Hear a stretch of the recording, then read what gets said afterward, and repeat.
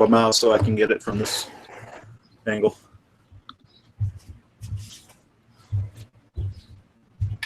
I think we're going. Welcome to Traditional Right Live, episode 19. I'm Brent. I've got Jeff with me, and it looks like it's a lovely summer evening in Cleveland. It is a beautiful summer evening, and we are sitting on the porch. And if you see a deer wandering by in the backyard, it's one of the residents. Cleveland is now turning into countryside. We've got deer, wild turkey, and everything else in our yards. But it is a beautiful evening here. And I want to start tonight with a little bit of history and a historic photograph. If we can put that up. This is the oldest known photograph of the town of Oakland, Maryland, which is the county seat of Garrett County, the westernmost county in Maryland. My mother's family, the Sturgises, settled there shortly after the Civil War, opened Sturgis Pharmacy there in 1873, and we had it till my grandfather died in 1952, and I remember it well. If you look toward the back of the photograph, you'll see up on a hill the Oakland Hotel. The table that we're using tonight and the chairs on which we're sitting were in that hotel when that picture was taken in 1883. I'm sure what happened when the hotel was raised, it was either 1912 or 1914, as the carriage trade moved out of town to Mountain Lake Park and then to the famous hotel at Deer Park, Maryland. They did a sell-off of the furniture, and my family walked down the street, walked to the auction, and probably spent 50 cents to bring back this oak table and these two oak hotel chairs, and 100 years plus later, they're still doing good service. That's the way things used to be made in America, and that's the way we used to live. That's pretty good value. We consider that very good value, particularly when the stuff made in China falls apart in 3 years. So a little local history, yeah. But this is the way Americans used to live. We didn't throw out our furniture every 10 years and buy new. Very nice. A little local flavor. I actually went up to Cleveland this weekend to see the tall ships. That's always pretty exciting for me. I'm not a sailor, but I wish I was. And seeing the big schooners and I don't know what other classes of ships they are, but there was the brig Niagara, which is a reproduction of Admiral Perry's flagship in the Battle of Put-in Bay. That was a very important battle in the War of 1812. But yeah, they're inspiring to me, and it makes me think that if we're serious about trying to save what oil we have left in the ground and trying to save the environment, why don't we put non-perishable cargo on ships and send it by sail? Why do television sets have to thunder down the highway at 70 miles an hour? Or move them inland on the canals. Right. A lot of the old ways were much easier on the environment, and conservatives are not environmentalists, but we are very much conservationists. And traditionally, we dislike waste in any form. The old ways make sense. The old ways are still viable. You may have noticed in the picture of Oakland, you saw the laundry flapping on the clothesline in June of 1883. Well, I have a clothesline behind me in my yard, and I use it regularly in the summer. I see no reason why I should use electricity when the sun would do the job for me and do it better. These, again, are all part of retroculture, of recovering the old ways we used to do things, which generally required a great deal less in the way of resources.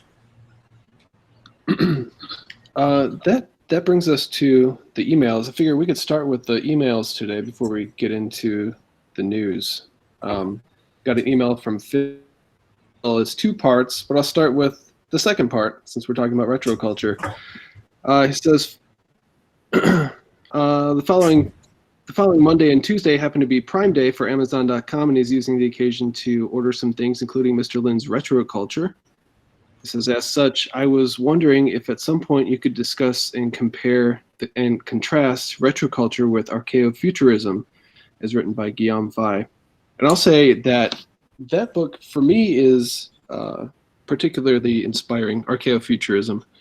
And I feel like Guillaume Vai really encapsulated my personal worldview really well in that. Bill, I don't know that you've read it, but I have not. I have not. It sounds interesting. But what you're like we could tear apart the book a little bit more in depth at some point in the future, but I'll just say that Guillaume Vai kind of says that we don't necessarily need to go back. We just kind of need to keep these spirits alive within us and use that for inspiration as we go into the future, and we can continue to advance and reach for the stars and so on and so forth, as long as we kind of maintain who we are and the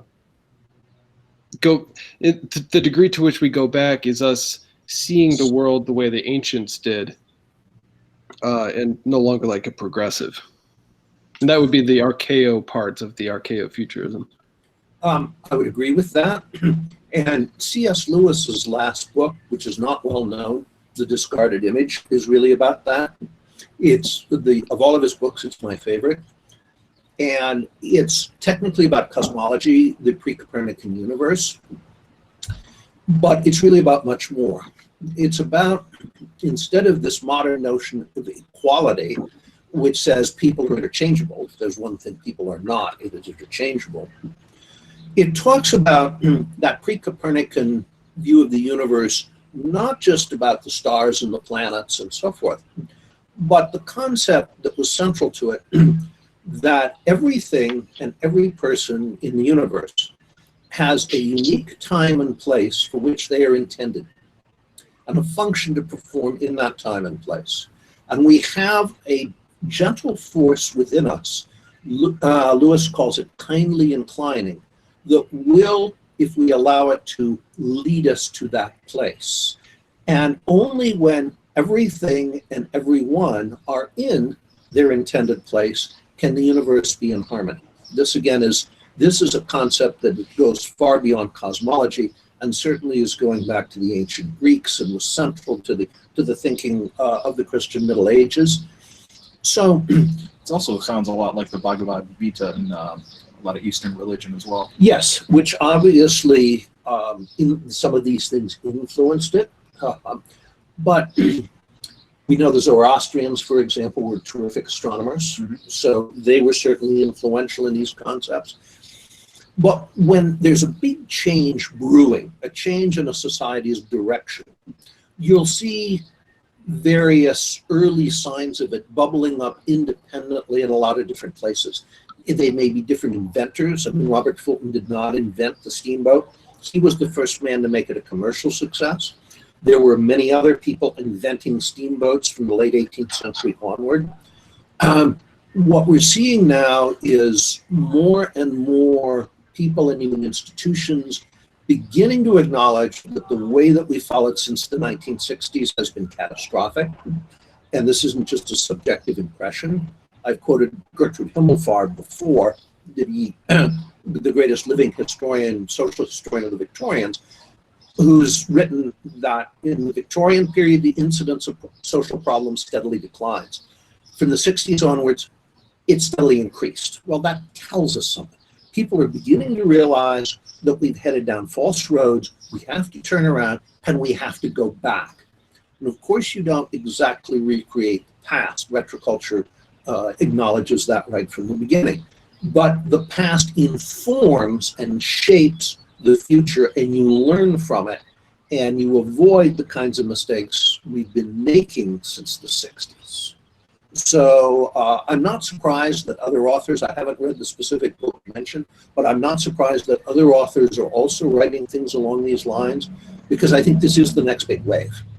I think we've got a young generation coming that realizes that the lives of their grandparents and great-grandparents were a whole lot better than the lives they're facing now.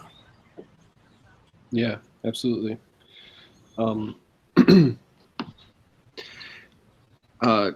I'll say briefly, archaeofuturism doesn't have a lot of the practical solutions that retroculture does. So that's definitely a point in retroculture's favor. Retroculture is a handbook. It's designed for the practitioner. And just like the maneuver warfare handbook I've written, just like the 4th generation warfare handbook that I've written with Lieutenant Colonel Greg Thiel, these are all written for people who actually either have to do it in the case of the military or in the case of retroculture, people who want to recover the benefits and the blessings of the old ways of living. So yes, all of these books are written to be very practical guides for people who want to do something, not just think about it. So to get to the first part of Phil's email, he says, should you broadcast tomorrow night? He sent this yesterday. Being Bastille Day, I was wondering if you could briefly discuss the French Revolution and its effects on Western civilization. Well, they were catastrophic. And the French Revolution is one of the 2 great catastrophes of our culture, Western culture, in the modern period, the period that begins around 1500. The other is World War I. What happened with the French Revolution is that the ideas of the Enlightenment, which were themselves largely extensions to man and society of the Newtonian universe, Newtonian physics, that those ideas, which had been delightful parlor entertainment earlier in the 18th century, suddenly took on a terrible life of their own. And people tried to actually do what the various philosophes had been calling for. And the results, of course, were catastrophic. You not only have the terror and all the damage that inflicted on France, where they killed somewhere around 10,000 of their best people. It plunged France into a series of wars that eventually completely exhausted the country.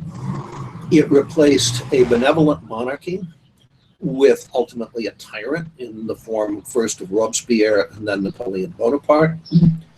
And it created ideology. Both the thing and the word itself come out of the French Revolution. And they're probably its most poisonous product. The great killer of the 20th century has been ideology. And of course, the most murderous of all by far was not Nazism or fascism, it was Marxism. In Soviet communism alone, according to the Soviet archives when they were briefly opened when communism fell, Soviet communism alone killed not 6 million people, but 60 million people.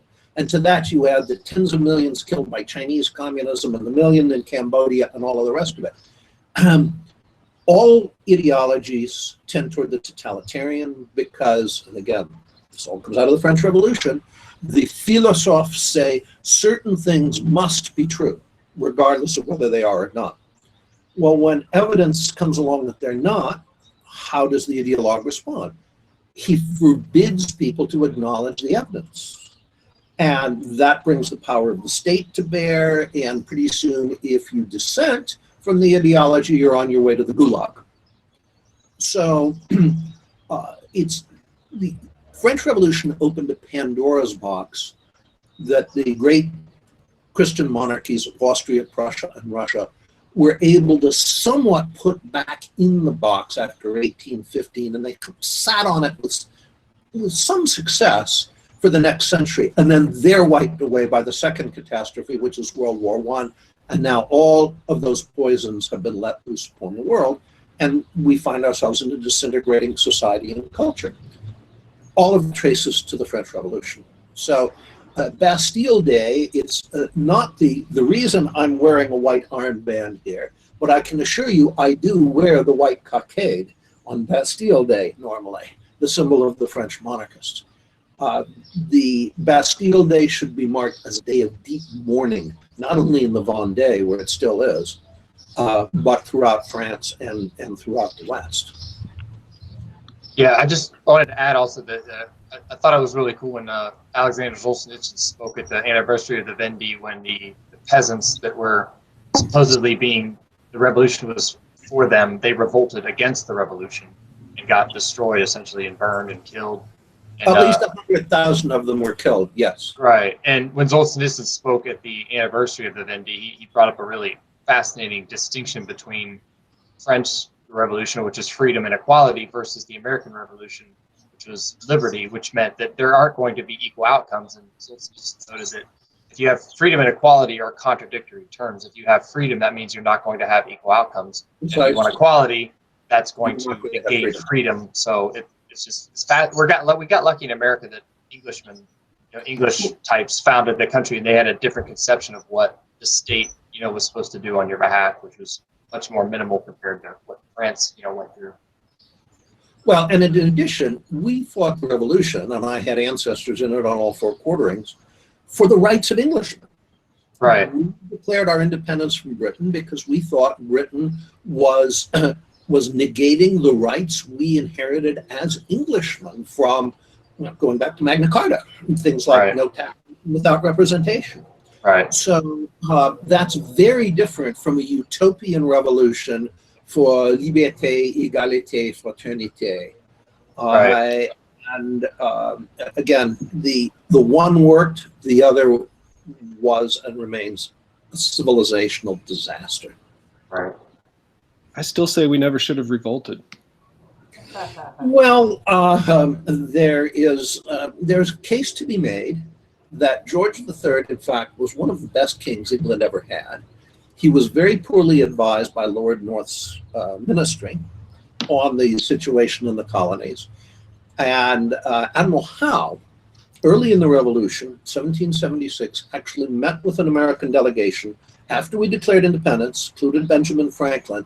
Lord Admiral Howe thought this whole thing is absurd, that we're fighting, Englishmen are fighting other Englishmen. Let's come to a compromise solution. Unfortunately, London didn't give him the powers he needed to address the colonists' legitimate complaints. So the fault for the revolution is not George III. The fault is Lord North's ministry. And under a different prime minister, I don't think it would have had to happen. Talking about George III reminds me, I just saw The Patriot the other day. It was on July 4th. Great soundtrack, by the way, John Williams. And it's Mel Gibson. And he's quoted saying, they're having a meeting of, I think, local officials. And he says, "Why would I trade one tyrant 3,000 miles away for 3,000 tyrants 1 mile away?" There is a great deal of truth in that. Yeah. The revolutionaries terrorized not only the loyalists, but the neutrals. We think, we can't know, but we think about a third of the population was for the revolution, about a third remained loyal, and about a third just wanted to be left alone. But the revolutionaries terrorized the loyalists, and in many cases the neutrals as well, into, in many cases, fleeing the country. There are two very good books on this. One is Kenneth Roberts, who wrote a number of very good historical novels in the 30s and 40s, novels like Drums Along the Mohawk. They're set in the colonial period in the East. It is Oliver Wiswell, that's the title of it, and it is the revolution from the loyalist perspective. And it's very, very well done. The other interesting book is Robert Sobel's For Want of a Nail, published in the 70s. It is a fictional history in which Burgoyne wins at Saratoga, the revolution is put down, and he becomes a wise and benevolent governor of the colonies, which evolve, on the one hand, into the Confederation of North America, which unites the Hamiltonian and Loyalist traditions, and the hardcore rebels, Jefferson and the lot, go down and take over Mexico. And you see the two political strains evolving in two separate countries. Mexico's all for liberty, but it doesn't abolish slavery until the 1930s. So, and of course, this is Mexico that includes California and Texas and all of those areas. It's a very, very good example. He's an economic historian, and it draws out the two, in many ways, incompatible tendencies that come out of the revolution, again, the Hamiltonian and the Jeffersonian, and does a brilliant job of having them develop in an internally, logically consistent manner in two separate countries. So those are two thought-provoking books about the revolution. Very good. All right, let's see. Our next one, Jimmy Duncan says, I just came across an old copy of the American Conservative from November 2012 in one of my storage boxes.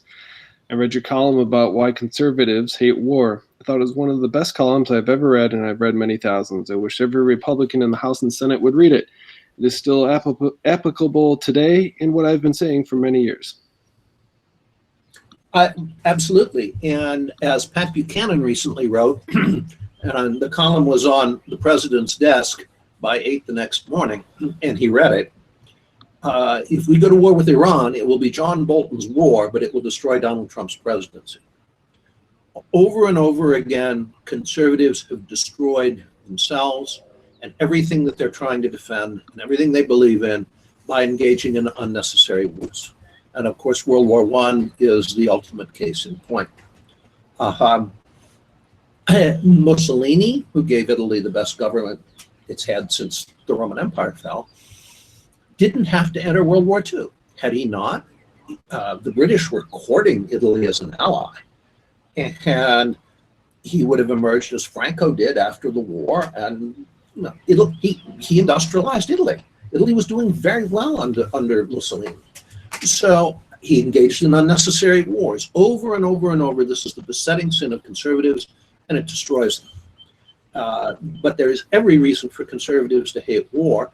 The last thing we want is social upheaval, and nothing produces social upheaval better than war. It reminds me when we were in D.C., this was 10 years ago or so, we were in the National Cathedral and Woodrow Wilson's buried there. Yes. And you said if this wasn't a church, I'd piss on his grave. Yes, I really would. He was the worst president in our history. And he gave the world both Hitler and Stalin. All he had to do was remain true to his campaign promise in his re-election campaign in 1916. His slogan was, "He kept us out of war." The lying SOB took us into it a month after his second inauguration.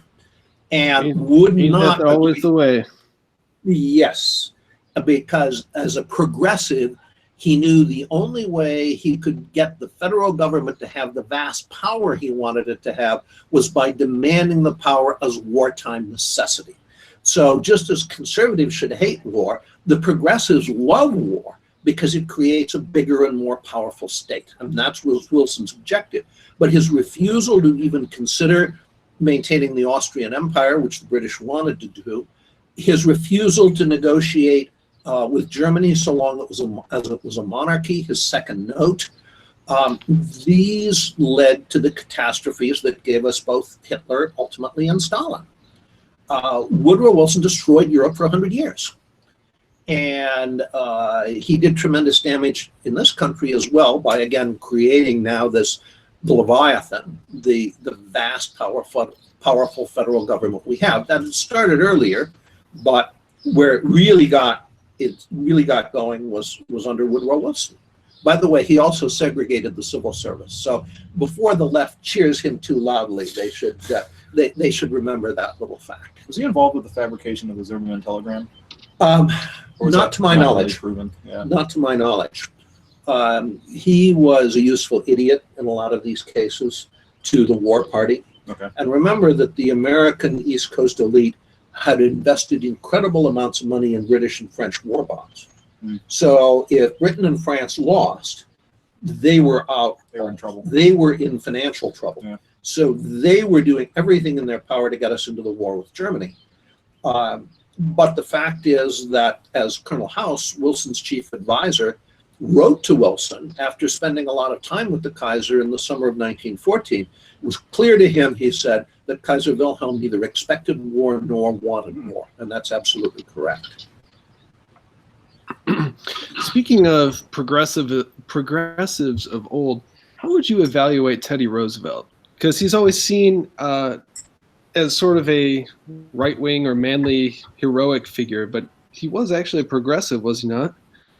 He was a progressive, and to be perfectly honest, McKinley was the brains of the operation to the point where it was kind of like Edgar Bergen and Charlie McCarthy. Roosevelt had the public persona, but he didn't hold a candle to McKinley when it came to really understanding things. And he was a progressive, and he did believe in a big, powerful federal government.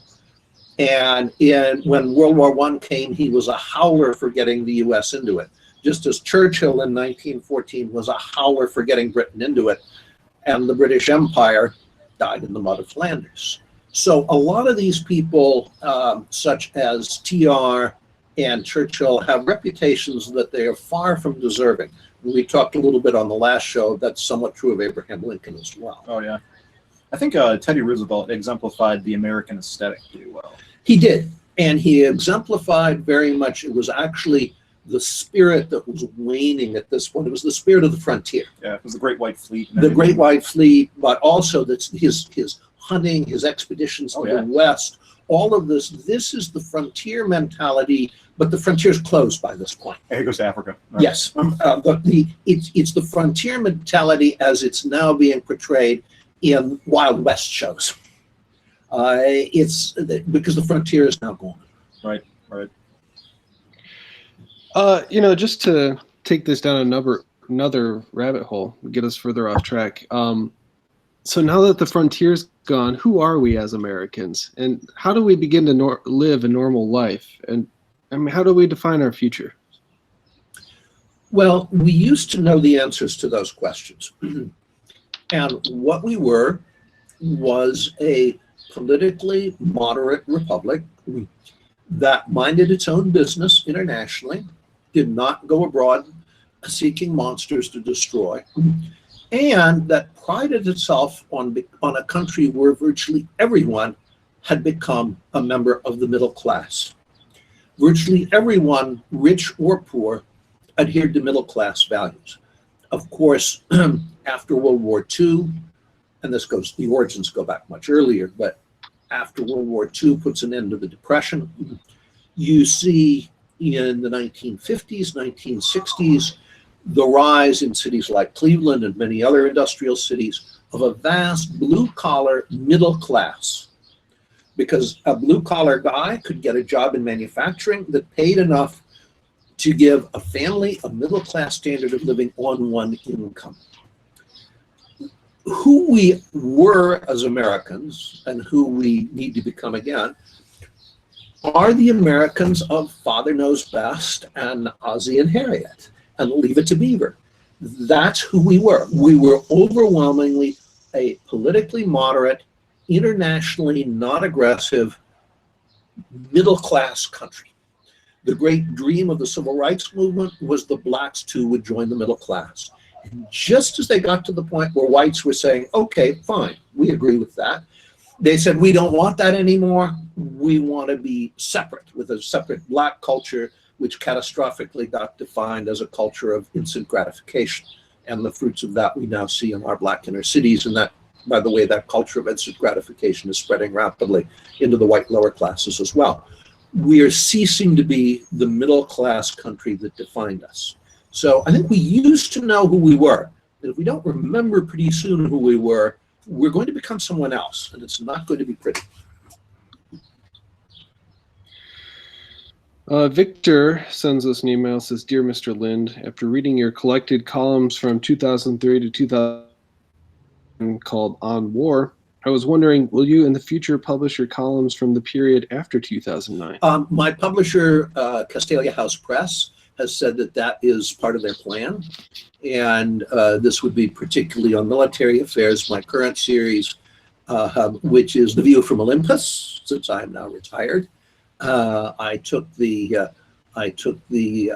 motto from Augustine before he became St. Augustine, who wrote, Deificari in otio, I grow godlike in retirement. So I do expect that The View from Olympus will eventually come out as a book. Yes, but this again was before his conversion. You'll have to start a series after that called The View from Atlantis, possibly. Yes, well, it would be in his case The View from Hippo, but nobody get that these days. No, they wouldn't. Last email is from Patrick. He says, I found last week's discussion on the military personnel system particularly interesting. I would like to hear the panel's thoughts on the feasibility of the U.S. adopting a regimental system more akin to the traditional British model in which a soldier spends his entire career within the same unit. I think this system would surely build amazing cohesion, but may also cause intellectual stagnation in interoperability with other equally parochial units. The answer is yes, we need something like a regimental system. And in the Marine Corps, the logical regiment is the battalion. You would join it when you enlist in the Marine Corps. You would enlist in a specific battalion. You'd still go through boot camp, but then all your follow-on training would be in the battalion, and you would be in that battalion all your life. You may be detached for duty elsewhere, but you will come back, and that battalion is your home for life. If you go to a rank higher than lieutenant colonel, you're still on the rolls of that battalion. The Army, it would probably be larger, something like a regiment. The Army had a program like this underway called the Cohort Program. This was several decades ago, and it was working well, but the personnel bureaucracy killed it because it made their life more difficult. Personnel bureaucracies find it easiest, and they get the most power, by being able to move people around as individuals. So they eventually bureaucratically undermined Cohort, and it died. That's a perfect place, Brent, for us to stop with the emails, because it segues directly into something I wanted to talk about tonight. And that is, I had mentioned on our last show Don Vandergriff, the retired Army major who's done some excellent writing on both the personnel system and how we need to fix it and what we need to do to fix it, and also on adaptive leader training, as he calls it. And this is a guest column he did at the Fabius Maximus website, 29 June 2019. I want to quote a little bit. Don writes, "I've been writing since 1999 that the Army, all the services, has an antiquated personnel system, the deep cause of many of their disparate problems.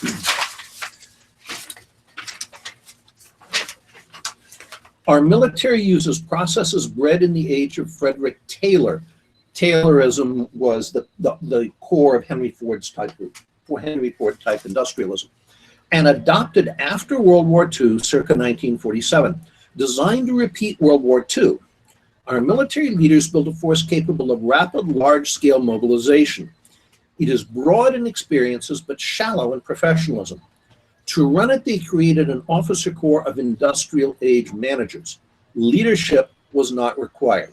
This is the opposite of what the leaders of Germany's, really Prussia's army, did in the 19th century after their defeat by Napoleon. Since then, these processes have become institutionalized. Today, nobody in Human Resources Command, or G1 personnel, knows the origin or purpose of their methods. It's just the way they run. Then he goes on to talk about the 4 pillars of our Army. He says, today's Army culture rests on 4 pillars. All are over 60 years old. All rest on out-of-date assumptions about managing human talent. First, a giant officer corps.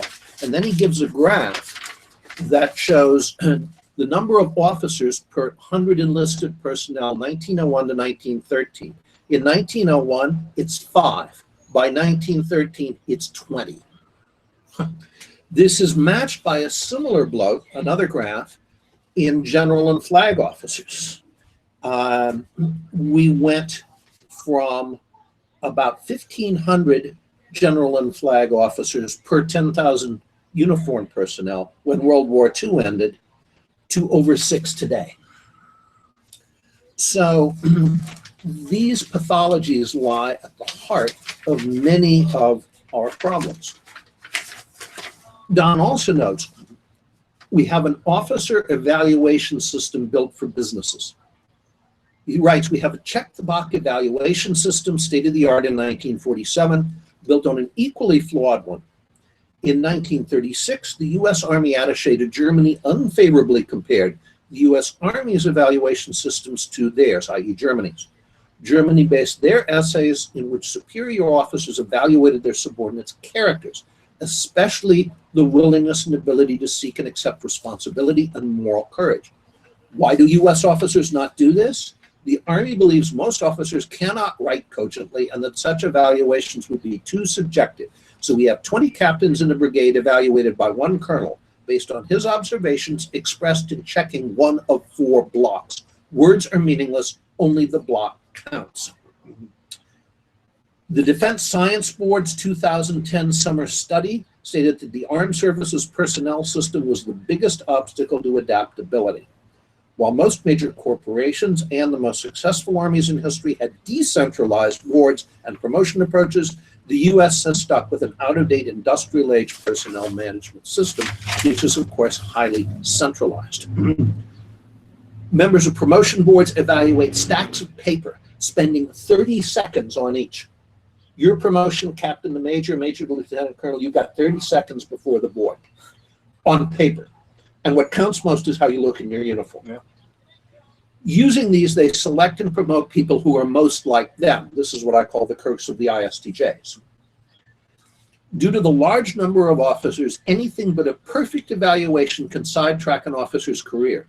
In the German army at its peak, i.e. the old German army, officers regarded perfect files with suspicions.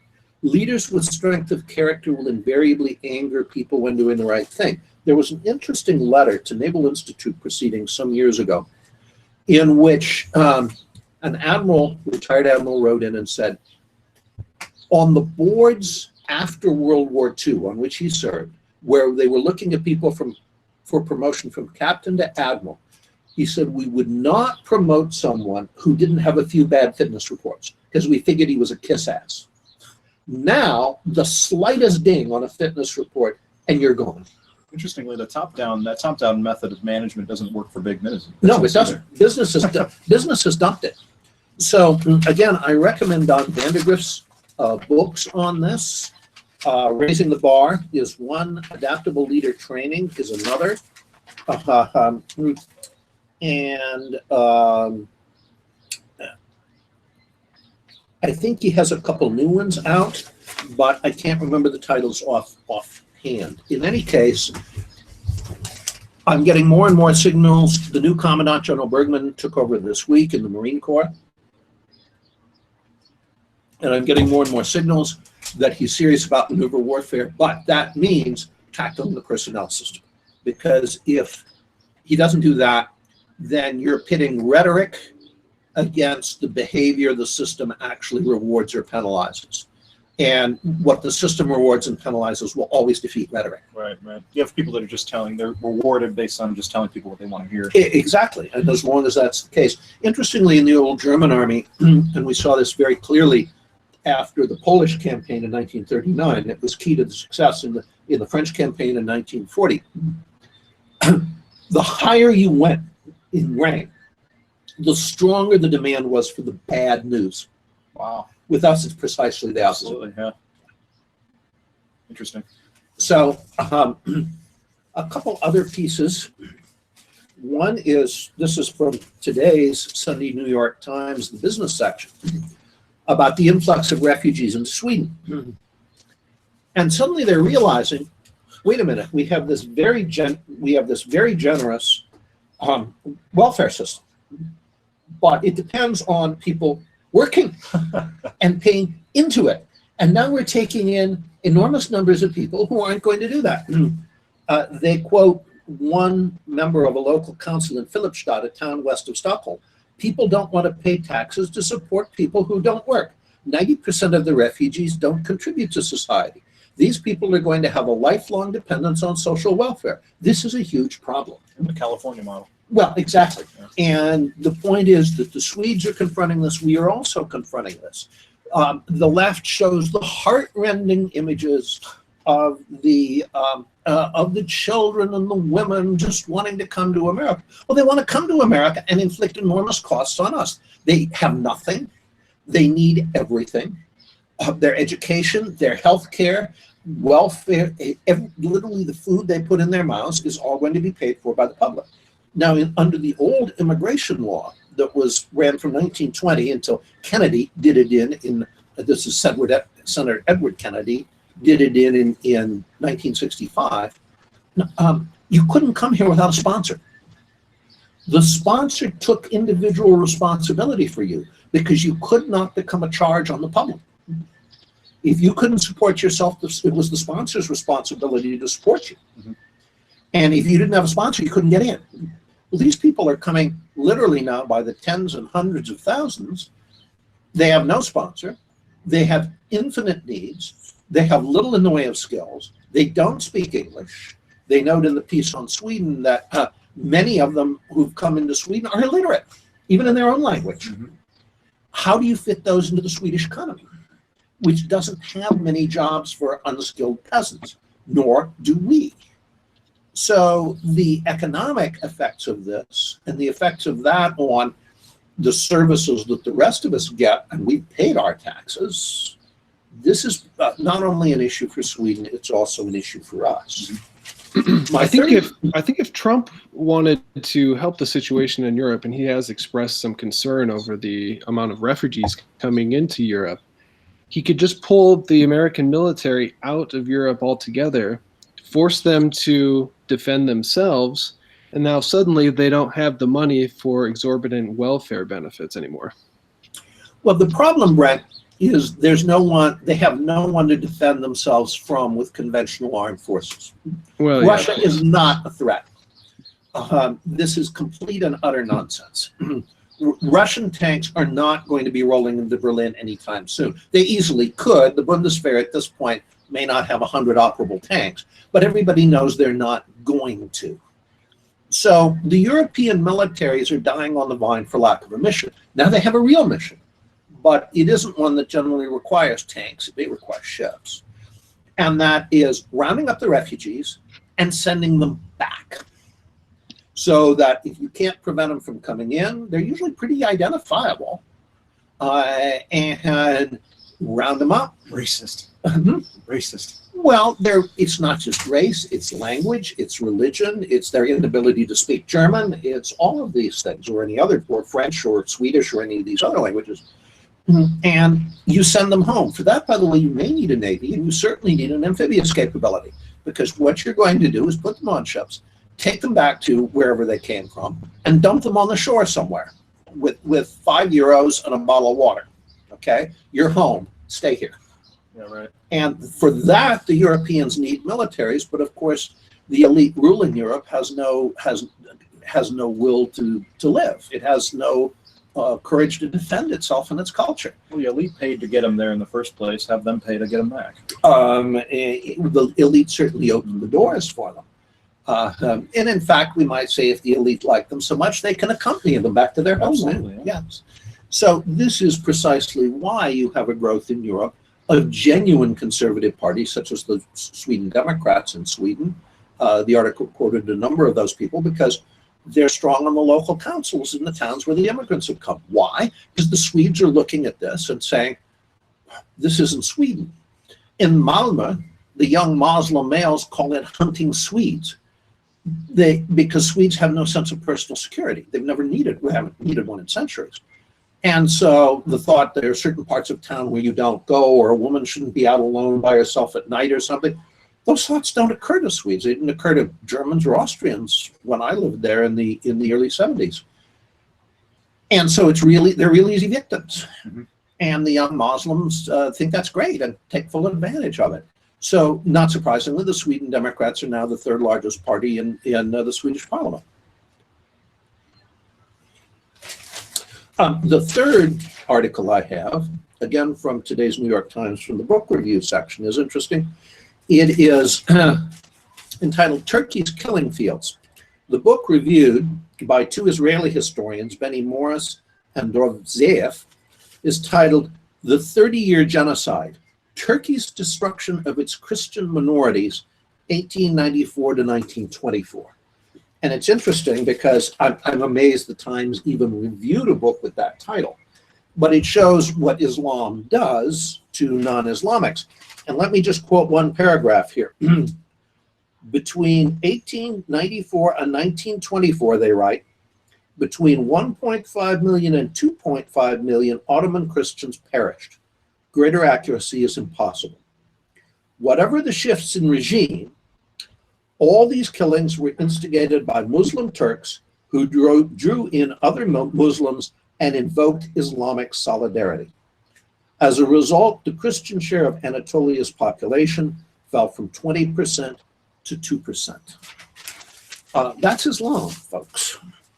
And we've seen this elsewhere. We've seen it in Palestine.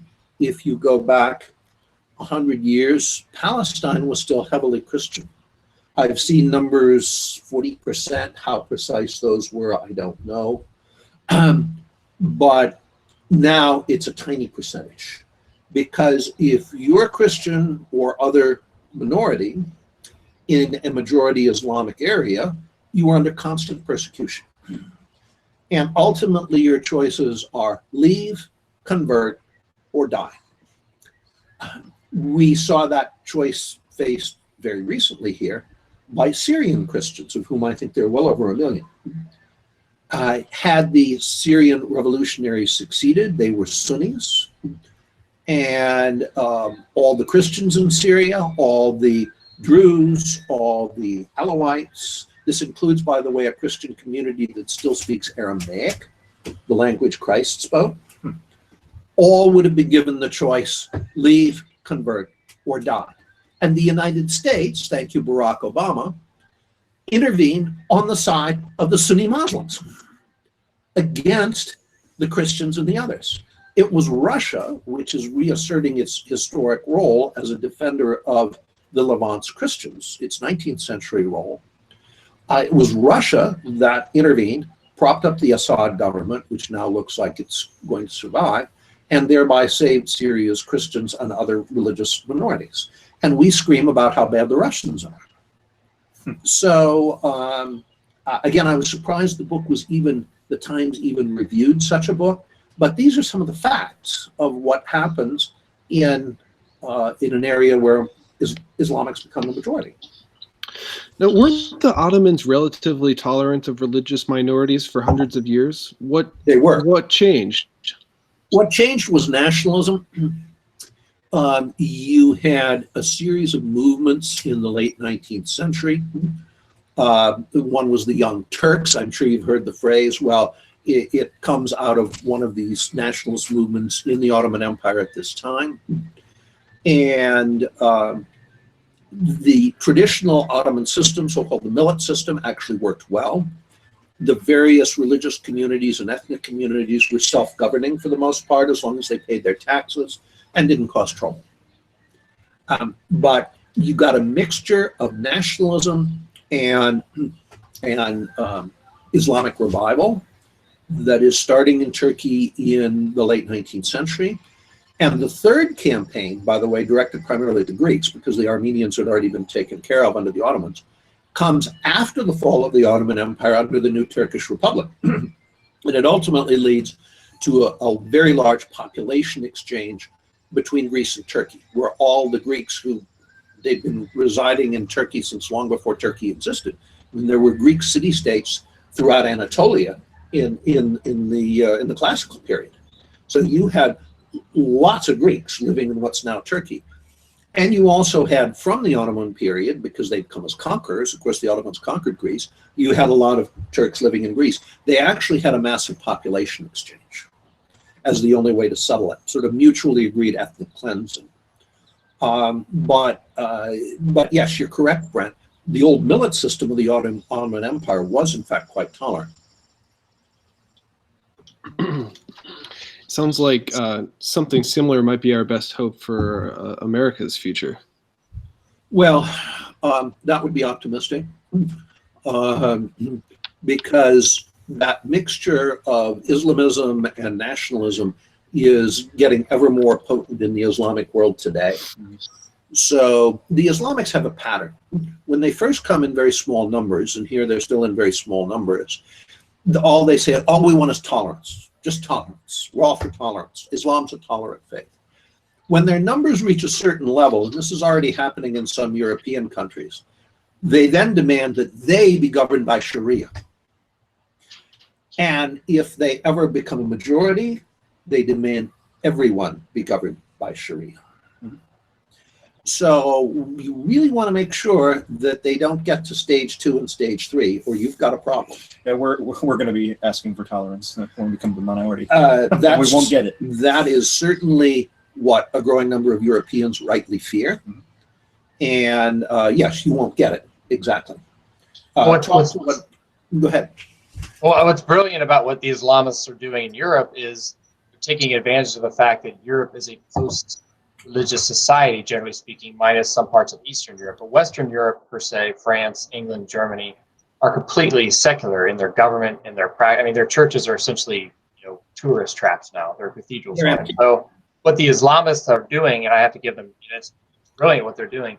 They are categorizing themselves as people of color that need to be underneath that umbrella of protection. But Islam is not a race. It's not, an ethnicity. It's a religion. And so they've conveniently morphed into, hey, we're people of color. We deserve to be protected. If you criticize us, you're Islamophobic. You're a racist. I mean, it's hysterical. I mean, some people on the left, like Sam Harris is one. He's a, atheist. He's a classic liberal. He's onto it. I mean, he sees what's going on and he's fighting, and he's been called an Islamophobe by many people. But it's fascinating to see how that's playing out, how they're taking advantage of the fact that because Europe isn't religious, they can't get it through their mind that other people aren't religious. Like, we're tolerant and accepting, therefore other people should be. Well, they're not, and you're going to find out the hard way. There's, especially in Europe, like in the UK and France, I think in the next 5 to 10 years, they're going to be the canary in the coal mine for what's going to happen with failure of multiculturalism. So buckle up. France is heading for massive fourth generation war on its own soil. So is Britain. Right. I'm hoping that Germany can avoid it. But France and Britain both have enormous problems. Right. Many a Royal Marine officer has said to me, we know our next real war is going to be here. They see it. What all other religions and the secular people need to say to Islam is this: until you give up forced conversion and forced adherence, your religion is not compatible with any other religion or with secular society, because that's the fact of the matter. The problem is that in Islam, forced conversion is legitimate. Anything that can get a person to say the formula is legitimate.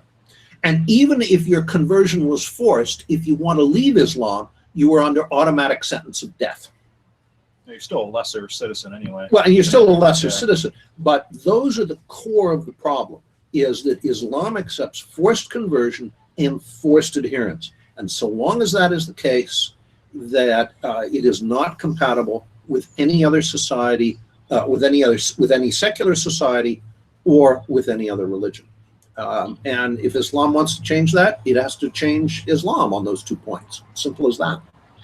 Got a comment in the live chat from Orion Scribe. He says, weren't some of the nationalist movements in the Levant a backfire of American missionaries setting up universities in the early 19th century?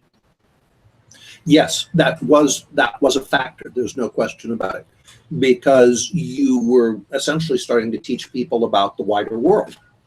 And what was the great force still in the West up till the catastrophe of World War I? It's nationalism. And as Van Creveld wrote in his book, The Rise and Decline of the State, until in World War I, nationalism demanded blood sacrifice on a scale that would have made even the old Aztec gods blanch.